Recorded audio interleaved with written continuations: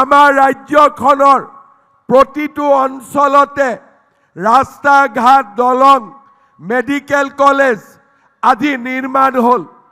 কংগ্ৰেছে অসমক 60 বছৰ শাসন কৰিছিলে।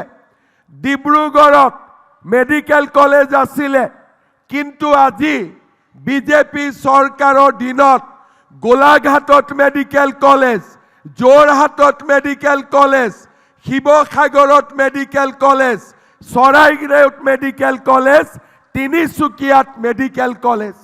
উজনি অসমত এই ব্যাপক পৰিৱৰ্তন কংগ্ৰেছ দলে কেতিয়াও চিন্তাও কৰিব পৰা নাছিল।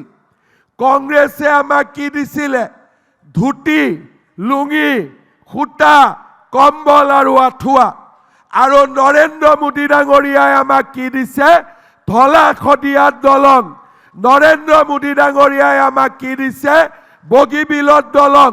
নৰেন্দ্ৰ মোদী ডাঙৰীয়াই আমাক ডিব্ৰুগড়ত দ্বিতীয় ৰাজধানীৰ চৌহদ, চৰাইদেউক বিশ্ব ঐতিহ্য ক্ষেত্ৰ, ৰংঘৰৰ সৌন্দৰ্যবৰ্ধন আৰু আমাৰ দৰিদ্ৰ দুখীয়া সমাজৰ বাবে উন্নতিৰ এক নতুন জয়গান।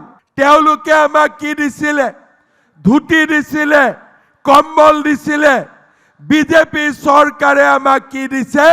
1.5 লাখ 2 লাখ ল'ৰা ছোৱালীক 1 টকাও ঘোষ নিদিয়াকৈ চৰকাৰী চাকৰি দিছে।